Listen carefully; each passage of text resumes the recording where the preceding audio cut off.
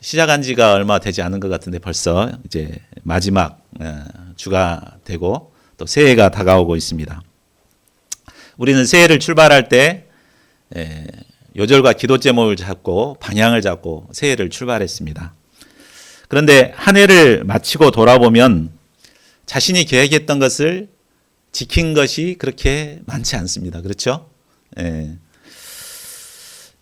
참 어떤 경우는 내가 어떤 목표로 출발했는가 자체도 잊어버린 경우가 많습니다. 그런데 통계를 보면 연초에 계획한 그 계획을 끝까지 이루는 사람들은 또 이루는 것은 대부분 10% 내외 정도밖에 안 된다고 합니다. 이게 90% 정도는 다 이제 못 지킨다는 거죠.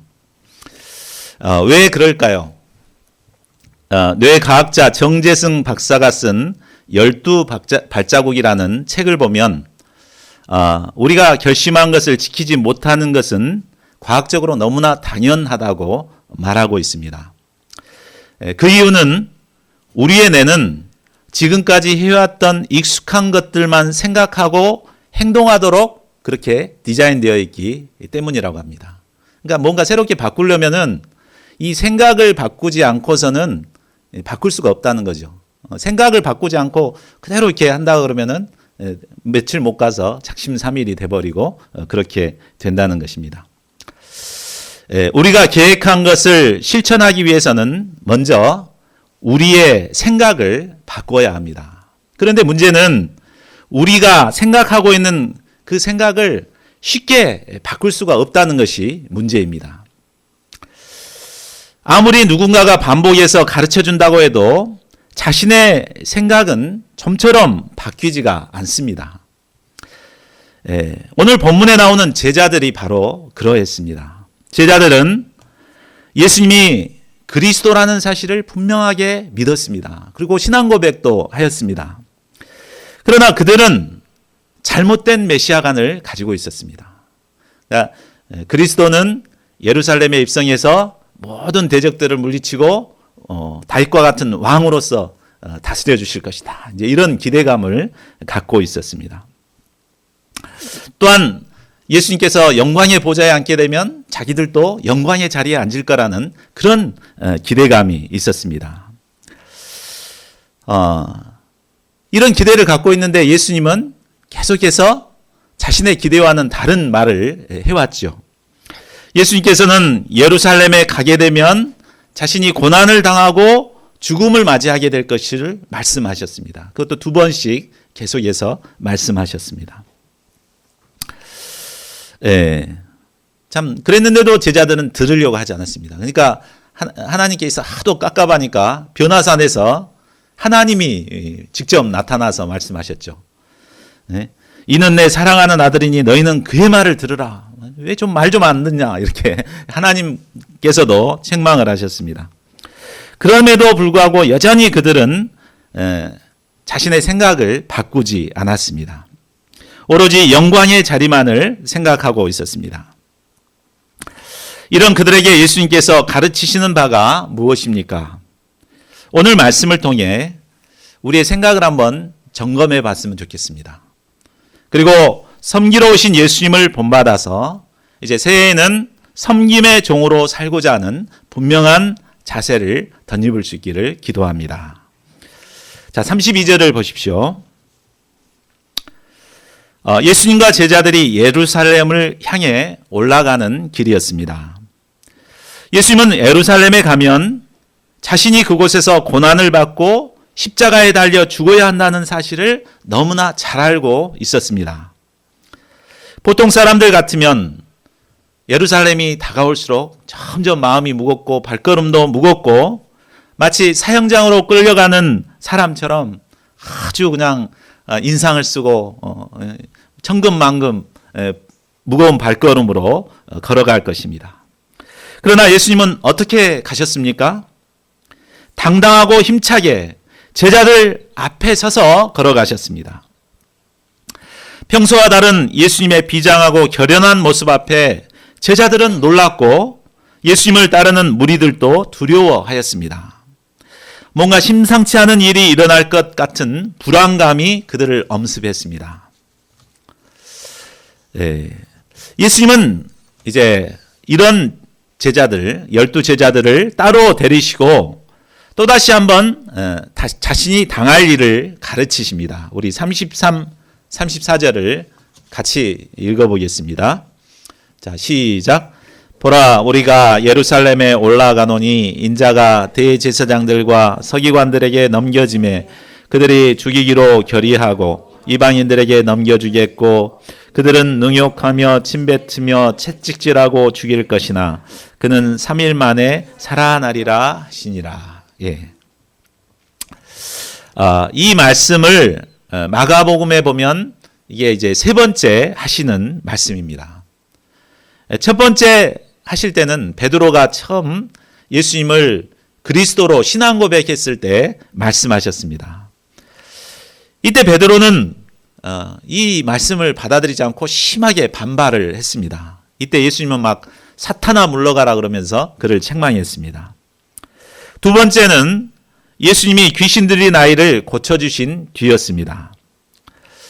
이때 제자들은 무슨 뜻인지 깨닫지도 못할 뿐만 아니라 묻기도 두려워했습니다. 전에는 모르는 것 있으면 막 예수님 앞에 막 물었는데 묻기도 두려워해서 묻지도 않았습니다. 예수님은 이제 세 번째 제자들에게 가르쳐 주십니다. 그런데 이때는 예수님께서 앞으로 예루살렘에서 당할 고난에 대해 더욱 더 자세하고 구체적이고 생생하게 가르쳐 주십니다. 여기서 인자 그랬는데 인자는 곧 예수님을 가리키죠. 예수님께서는 대제사장들과 서기관들에게 넘겨지게 됩니다. 그런데 그들은 이제 예수님을 죽이기로 결의합니다. 그리고 그들은 자기들은 죽일 권한이었기 때문에 이방인들에게 넘깁니다. 로마 군병들에게 넘기죠. 그래서 로마인들은 예수님을 능욕하고 침뱉고 채찍질하고 죽이게 됩니다.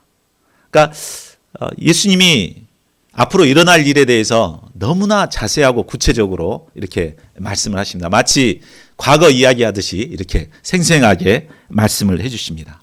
이것이 바로 십자가의 복음이었습니다. 그러나 예수님은 죽은 뒤에는 3일 만에 다시 살아나게 됩니다.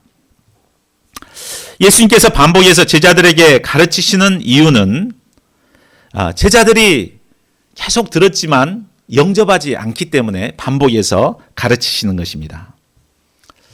제자들이 왜 예수님이 이렇게 반복해서 가르치는데도 안 들었을까요?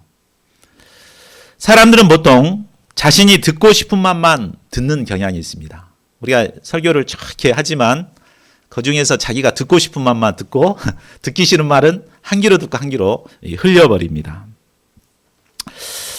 제자들도 그러했습니다. 그들은 예수님께서 예루살렘에 입성하셔서 왕자에 앉으실 것을 기대하고 있었습니다. 그렇게 되면 자신들의 그동안 고생했던 모든 고생이 끝나고 자신들도 한 자리씩 차지할 것이라고 기대했습니다. 이런 기대감 때문에 그동안 3년 동안 고생해왔습니다. 안정된 직장도 버렸고 머리 둘 것 없이 사신 예수님과 함께 고생을 해왔습니다. 그런데 예수님은 자꾸 죽는다고 이런 말씀을 하시니까 얼마나 부담스럽고 듣기 싫었겠습니까? 그동안 그들은 예수님이 가르치신 것은 이렇게 귀를 열고 잘 들었지만 이제는 듣기 싫은 말을 듣지를 않았습니다.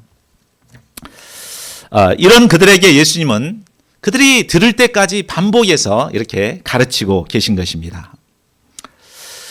그러면 예수님께서 듣지 않고자 하는 그들에게 반복해서 가르치시는 이유가 무엇일까요?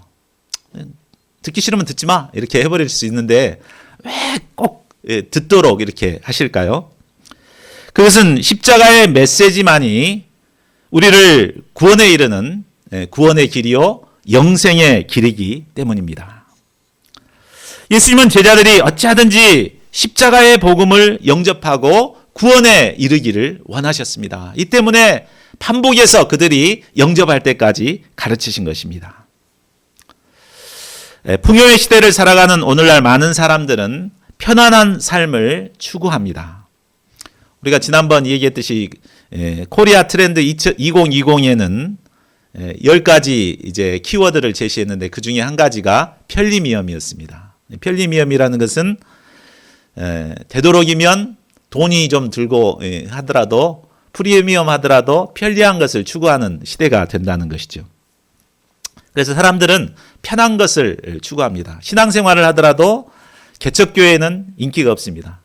그냥 모든 것이 잘 갖추어진 큰 대형교회 이런 데서 십자가 없이 고생 없이 신앙생활을 하고 싶어 합니다. 그렇기 때문에 이제 수평이동을 많이 하게 되죠. 그러나 고난 없이는 영광이 없습니다. No cross, no crown. 십자가 없이는 부활이 없고 고난 없이는 영광이 없는 것이 진리입니다. 영원한 구원과 하나님의 나라에 들어가기 위해서는 반드시 십자가를 영접해야 합니다. 이 때문에 예수님께서는 반복해서 제자들에게 십자가들을 영접하도록 가르치고 계십니다. 저희 모두가 십자가의 복음을 영접하고 고난을 사랑하는 자들이 될 수 있기를 기도합니다.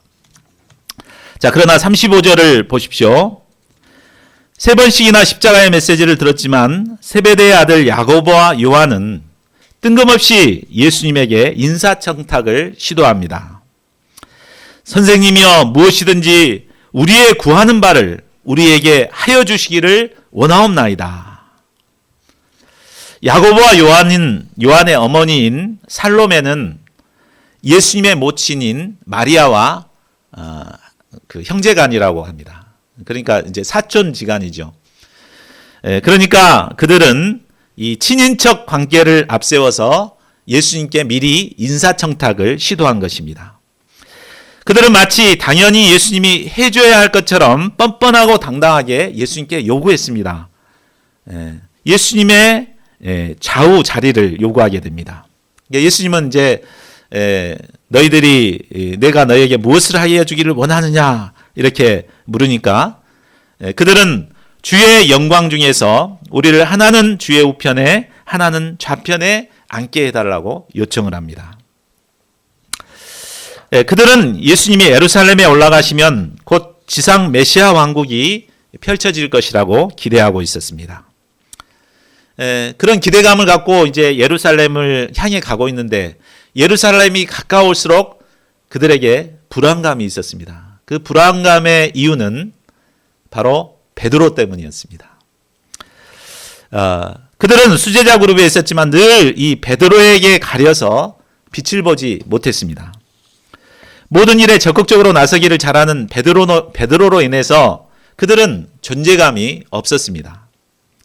이대로 가다가는 베드로가 예수님의 오른쪽 자리를 차지할 것이 뻔했습니다.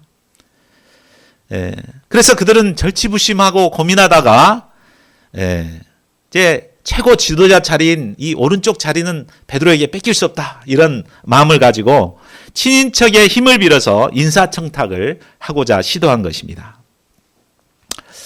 예수님은 이런 그들을 보실 때 심히 마음이 아팠을 것입니다. 3년 동안 훈련했던 것이 헛수고 같아 보였을 것입니다. 그러나 예수님은 그들을 참으시고 그들에게 다시 되묻습니다. 38절을 보십시오. 예수께서 가라사대 너희 구하는 것을 알지 못하는도다. 내가 마시는 잔을 너희가 마실 수 있으며 내가 받는 세례를 너희가 받을 수 있느냐. 예수님은 그들이 영광의 자리에 앉고자 하는 것에 대해서는 문제 삼지 않으셨습니다. 그 자리가 어떤 자리라고 너희들이 넘봐 막 이렇게 하지 않았어요. 오른쪽 자리 왼쪽 자리 원하고 이렇게 그 자리에 앉고자 하는 것 그것에 대해서는 전혀 문제 삼지 않았습니다. 예수님을 따르면서 예수님과 함께 그 영광의 자리에 앉고자 하는 것은 나쁜 것이 아닙니다. 신앙인이라면 마땅히 사랑하는 예수님께 좀 더 가까이 나가서 그 영광의 자리에 앉고자 해야 합니다. 만약에 그런 마음이 없다는 것은 신앙생활에 좀 문제가 있는 것입니다. 그런데 중요한 것은 그 영광의 자리에 앉기 위해서 우리에게 필요한 것이 무엇인가를 아는 것이 중요합니다. 영광의 자리는 야고보와 요한처럼 약삭빠르게 예수님께 때를 쓴다고 얻을 수 있는 것이 결코 아닙니다. 예수님은 영광의 자리에 앉기 위해서는 필요한 것이 무엇인가를 가르쳐 주셨습니다. 그것이 뭐라고 말씀하십니까? 예수님이 마시는 잔을 마시고 예수님이 받으시는 세례를 받는 것입니다. 여기서 잔은 십자가의 고난의 잔을 말합니다. 또 세례는 십자가의 죽음을 의미합니다. 자, 우리가 영광의 자리에 앉기 위해서는 바로 예수님의 그 고난, 예수님의 십자가의 죽음을 본받아 살아야 한다는 것입니다. 39절을 보십시오. 예수님의 질문에 야고보와 요한은 자신 있게 할 수 있나이다 라고 대답했습니다. 그들은 아마 예수님이 당하는 고난을 그저 혁명을 일으키는 데 감당해야 할 위험이나 어려움 정도로 생각한 것 같습니다. 그들은 자리만 보장해 준다면 어떤 위험도 예수님과 함께할 용의가 있었습니다. 이에 예수님께서는 말씀하십니다. 너희는 내가 마시는 잔을 마시며 내가 받는 세례를 받으려니와. 예수님은 그들이 어떤 생각으로 대답했던지 간에 그들의 대답을 인정해 주었습니다. 그리고 그들은 자신들이 대답했던 대로 결국 예수님의 고난에 참여하게 되었습니다. 야고보는 사도들 중에서도 가장 먼저 순교를 하게 됩니다. 또 요한은 사도들 중에 가장 오랫동안 사명을 감당하다가 밤못섬에서 차가운 감옥에서 최후를 맞이하게 됩니다. 예수님은 장차 그들이 주님의 영광을 위해 받아야 하는 고난을 아시고 그들의 대답을 긍정적으로 받아주신 것입니다. 그러나 그럴지라도 예수님의 좌우편에 앉는 것은 하나님의 주권에 속한 것이기 때문에 예수님이 임으로 허락하실 수가 없다고 하십니다. 자리는 비어 있습니다. 여러분이 그 자리에 앉을 수 있습니다. 자, 41절을 보십시오. 열 제자가 이 소식을 듣고 야고보와 요한에 대해 화를 내었습니다. 화를 내었다는 것은 어쩝니까? 자기들도 그런 마음이 있다는 거죠. 근데 먼저 선수를 쳐버리니까 그게 이제 화가 난 것입니다. 오늘날도 이제 공정이라는 단어가 굉장히 이슈가 되고 있잖아요. 불공정하게 이렇게 하는 그것에 대해서 막 화를 냈습니다. 그 화를 내는 제자들 중에서도 가장 화가 났던 사람은 아마 베드로였을 것입니다. 베드로는 뒤통수를 맞은 심정이었습니다. 그래서 그들을 몰래 화장실 뒤로 불러가 손을 봐줄 수도 있었습니다. 자, 이런 제자들의 모습을 보면은 참 오늘날 정치판의 모습하고 비슷하다는 생각을 하게 됩니다. 자, 이런 제자들이 어떻게 하나님의 복음 역사를 섬길 수 있겠습니까? 참 예수님께서는 참 마음이 답답하셨을 것 같습니다. 자, 이런 제자들에게 예수님은 무엇을 가르치십니까?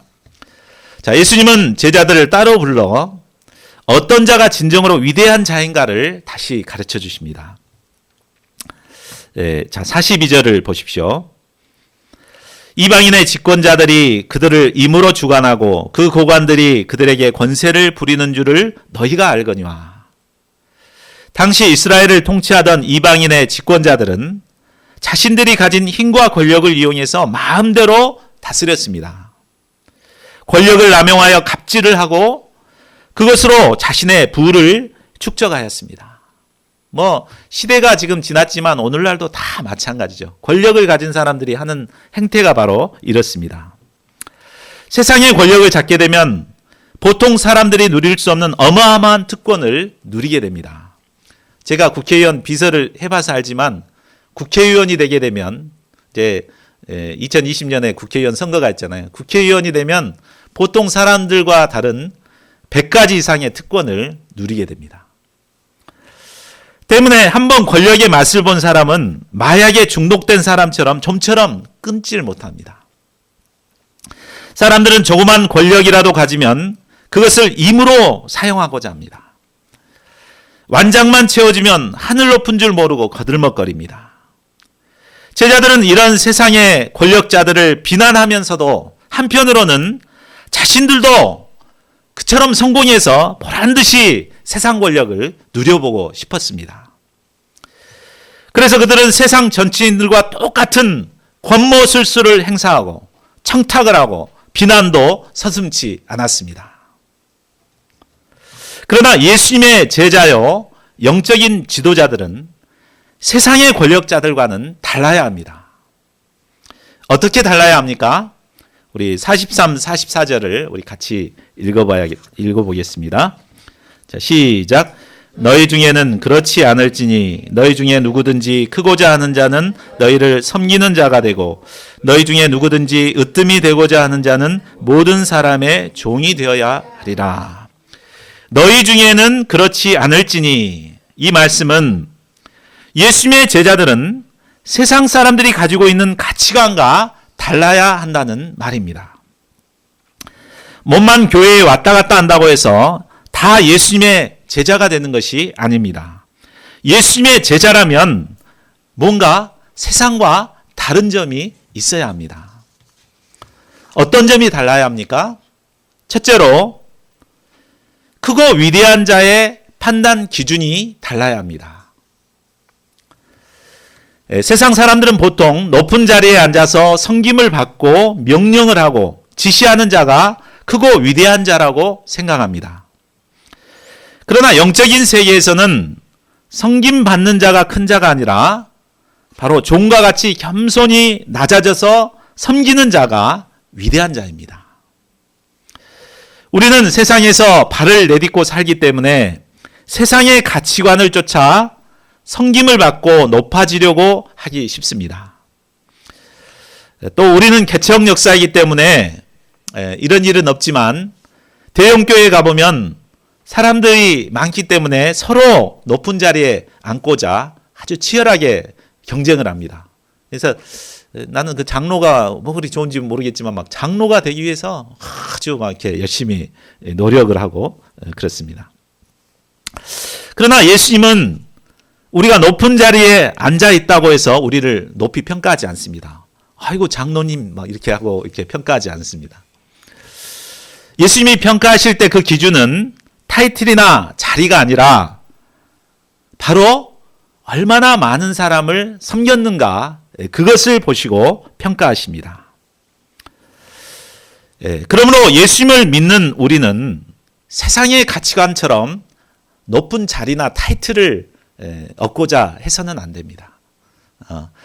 어떻게 많은 사람을 섬길 것인가, 이것의 가치관을 가지고 어찌하든지 섬기는 자가 되고자 노력해야 됩니다. 둘째로 예수님은 섬기는 종이 되라고 하십니다. 예수님은 크고 위대한 자가 되기 위해서는 섬기는 자, 또 모든 사람의 종이 되어야 한다고 말씀하십니다. 즉, 이 말은 우리의 존재 자체가 섬기는 자가 되고 종이 되어야 한다는 말입니다. 존재가 변화되어야 한다는 말입니다. 우리의 존재가 섬김의 종으로 변화될 때 우리는 사람들을 섬길 수가 있습니다. 우리는 이제 의무감에서 섬겨야 되기 때문에 섬길 수 있죠. 근데 이것은 오래가지 못합니다. 몇 번 하다가 이제 못하게 되죠. 그러나 내 존재 자체가 섬기는 종으로서 확 이렇게 변화가 되면 그 사람이 어떻게 하든 계속해서 섬길 수가 있는 것입니다.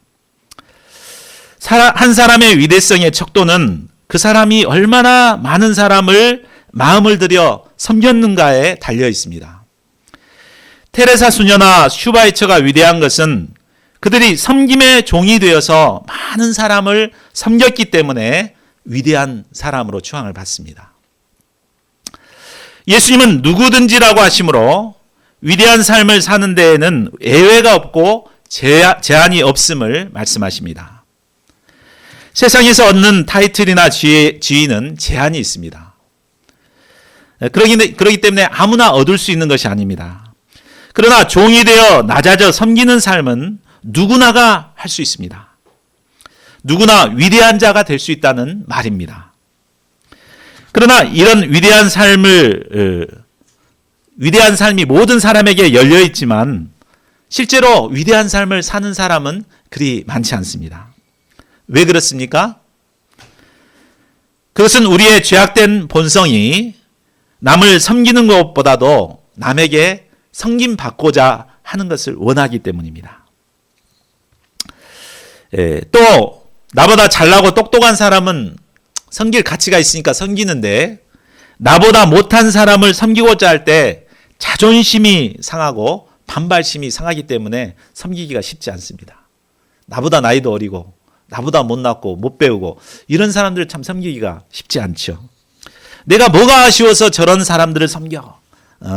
이런 마음 때문에 도저히 섬기기가 어렵습니다. 이런 우리가 어떻게 섬기는 종의 삶을 살아갈 수 있습니까? 이를 위해서는 날마다 자기를 부인하는 투쟁이 필요합니다. 섬김받고 싶은 마음, 자존심, 반발심을 부인하고 날마다 자기 희생의 십자가를 져야만 감당할 수 있습니다. 우리가 이렇게 날마다 자기를 부인하고 자기 십자가를 지고자 할 때 우리는 우리의 내면은 점차 변화되고 영적으로 성장하여 섬기는 종이 될 수 있습니다. 그리고 우리가 섬기는 종으로 변화될 때 어떤 문제 많은 사람도 품고 섬기는 위대한 삶을 살 수 있습니다. 무엇보다 우리가 섬기는 종의 내면성을 갖기 위해서 필요한 것은 바로 예수님을 본받아 살아가는 것입니다. 45절을 보십시오. 예수님은 제자들에게 섬기는 종의 자세를 가르치실 뿐만 아니라 친히 섬기는 종의 삶을 사셨습니다. 우리 45절을 함께 읽겠습니다. 45절 시작. 인자가 온 것은 섬김을 받으려 함이 아니라 도리어 섬기려 하고 자기 목숨을 많은 사람의 대속물로 주려 함이니라. 이 말씀은 예수님께서 많은 사람을 섬기기 위해서 어떻게 사셨는가, 어떻게 하셨는가를 세 가지로 말씀해 주십니다. 첫째, 예수님은 섬김을 받으려는 마음을 적극적으로 부인하셨습니다. 예수님은 인자가 온 것은 섬김을 받으려 함이 아니라 라고 하십니다. 예수님은 어떤 분이십니까? 말씀 한마디로 천지 만물을 창조하신 분이십니다. 거룩하고 영화로운 분으로서 모든 천군 천사들과 피조물로부터 찬송과 경배와 섬김을 받기에 합당하신 분이십니다. 그러나 예수님은 마땅히 받아야 할 섬김을 적극적으로 부인하셨습니다. 우리가 예수님을 닮은 위대한 섬김의 종이 되기 위해서는 먼저 예수님처럼 섬김을 받고자 하는 마음을 적극적으로 부인해야 합니다. 둘째, 예수님은 도리어 섬기기로 결단하셨습니다. 섬기기로 결단하셨다는 것은 섬김 그 자체가 삶의 목적이 되었다는 말입니다. 우리는 섬기는 걸 통해서 뭔가를 얻고자 하죠. 존경을 받고자 하고 인정을 받고자 하고 제자를 세우고자 하고 이런 목적을 가지고 섬깁니다. 근데 그건 바른 섬김이 아니죠. 섬김 그 자체가 목적이 되어야 합니다. 예수님은 섬김 그 자체를 목적으로 삼으셨습니다. 그래서 섬기기 위해서 그 영광스러운 자리에서 내려와 낮고 비천한 말구 위에 인간의 몸을 입고 이 땅에 오셨습니다. 그리고 인생들을 섬기기 위해 모든 사람들보다도 더 낮아져서 섬기셨습니다. 각종 죄인들과 병든 자들과 귀신 들린 자들을 섬기셨습니다.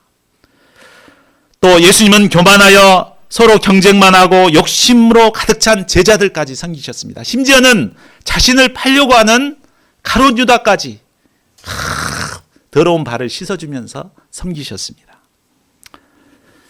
셋째, 예수님은 많은 사람들을 살리기 위해 자기 목숨을 희생하셨습니다. 예수님의 섬김의 삶의 절정은 죄인들을 살리기 위해 십자가에 못 박혀 죽으심에 있습니다. 예수님은 많은 사람들을 구원하시기 위해 자신의 고귀한 생명을 희생하시기까지 다른 사람들을 섬기셨습니다. 이 예수님의 희생으로 말미암아 죄인들이 생명을 다시 얻게 되었습니다. 저와 여러분들도 바로 예수님의 섬김의 열매들로 새 생명을 얻게 되었습니다. 이것이 구속 역사의 대원칙입니다. 생명이 살아나는 역사가 흥황하게 일어나는 곳에는 반드시 누군가 이름도 없이 빛도 없이 낮아져서 자신을 희생함으로 섬기기 때문에 이런 생명의 역사가 일어나게 되는 것입니다.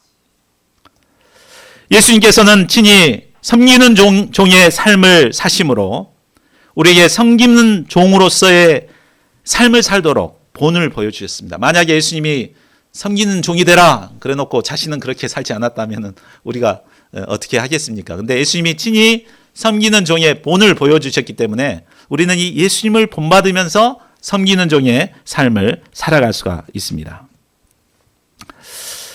또한 우리의 섬김과 희생을 통해서 우리는 천하보다 귀한 생명을 살리는 역사를 이룰 수가 있습니다. 오늘날 우리나라가 이처럼 복음화되고 풍요로운 삶을 살 수 있었던 것은 바로 예수님의 자치를 따르는 수많은 선교사님들의 이 섬김과 희생이 있었기 때문에 가능한 것입니다. 가난과 전염병으로 많은 이들이 고통으로 시달리던 1912년 아시아의 작은 나라 조선에 푸른 눈의 간호사가 찾아왔습니다.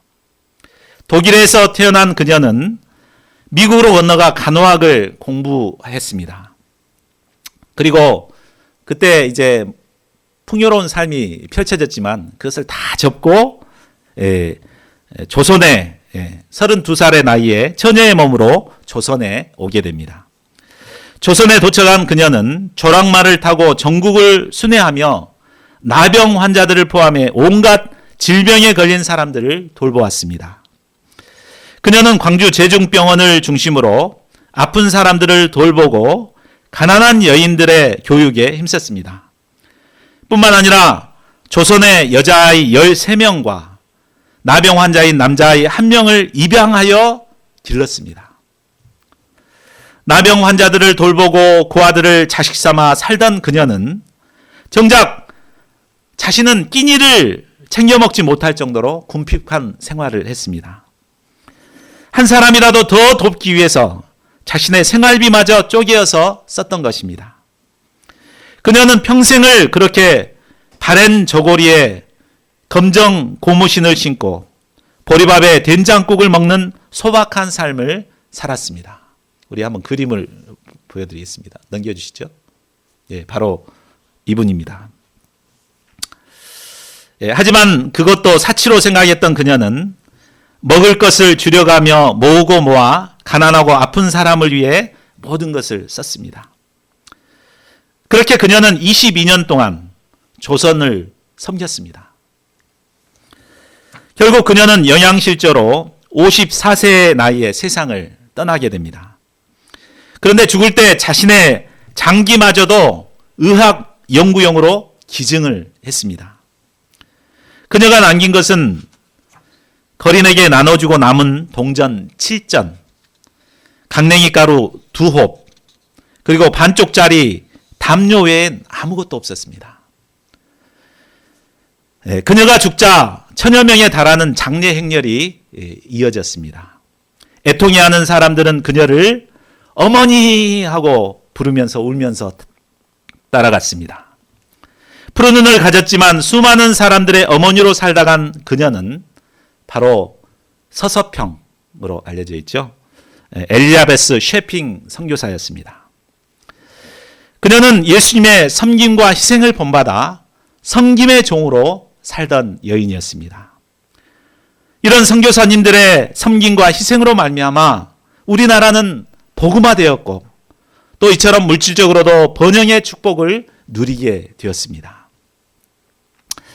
오늘날 풍요의 시대를 살고 있지만 사람들은 좀처럼 남을 위해 희생하거나 섬김의 삶을 살기를 원치 않는 것 같습니다. 영광의 자리에 앉아 섬김받는 삶을 살고 싶어 합니다. 그러나 섬김과 희생 없이는 생명의 역사가 일어날 수 없습니다. 오늘날 복음 역사가 정체된 주된 이유 중에 하나도 낮아져서 섬기려고 하지 않기 때문입니다. 한 생명을 살리는 구원의 역사를 이루기 위해서는 더 많은 희생과 섬김이 필요합니다. 영광의 자리에 앉고자 하는 우리의 죄악된 본성으로는 한 영혼도 섬길 수 없습니다. 그러나 우리를 구원하시기 위해 죽기까지 희생하신 섬기신 예수님을 본받을 때 우리는 어떤 문제 많은 사람도 섬길 수 있습니다. 새해 우리의 허물과 죄를 섬기신 예수님을 깊이 배울 수 있기를 기도합니다. 그래서 우리에게 맡겨주신 영혼들을 섬기는 자들이 되기를 기도합니다. 그리하여 새해 우리의 섬김을 통해 생명들이 살아나는 역사가 이 교회에 풍성하게 일어날 수 있기를 간절히 기도합니다.